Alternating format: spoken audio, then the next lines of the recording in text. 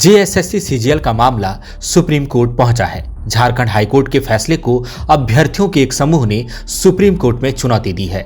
3 दिसंबर को हाईकोर्ट के chief justice की अध्यक्षता वाली खंडपीठ ने 10 छात्रों का रिजल्ट होल्ड करके बाकी अभ्यर्थियों की नियुक्ति का आदेश दिया था।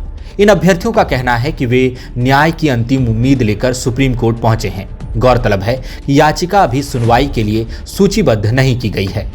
दूसरी ओर हाईकोर्ट के आदेश पर जेएसएससी ने अभ्यर्थियों की अंतिम मेधा सूची जारी कर दी है। गौरतलब है कि 3 दिसंबर को हाईकोर्ट ने जेएसएससी सीजीएल परीक्षा की सीबीआई जांच की मांग वाली याचिका खारिज करते हुए रिजल्ट जारी करने का आदेश दिया था। गौरतलब है कि जेएसएससी सीजीएल परीक्षा का आयोजन सितंबर 2024 में किया गया था।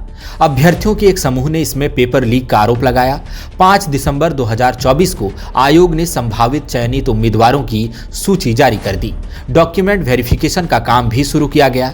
11 दिसंबर को पेपर लीक का आरोप लगाने वाले अभ्यर्थियों के एक समूह ने जेएसएससी कार्यालय के बाहर विरोध प्रदर्शन किया।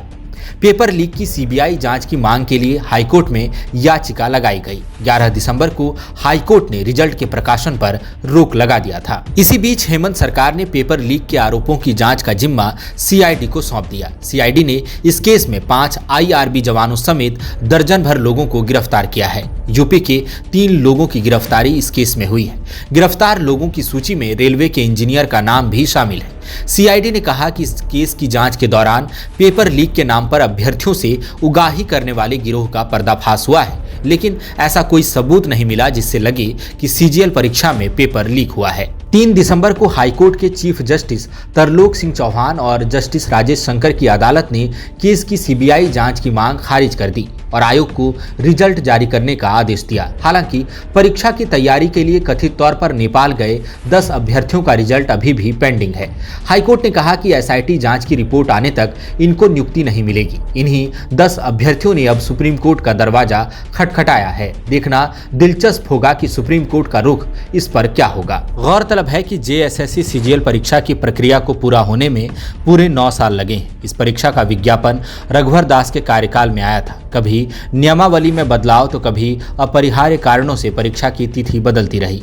कई बार परीक्षा की तिथि जारी किए जाने के बाद इसे स्थगित किया गया। 2019 में जब सरकार बदली तो इसका असर सीजीएल परीक्षा पर भी पड़ा।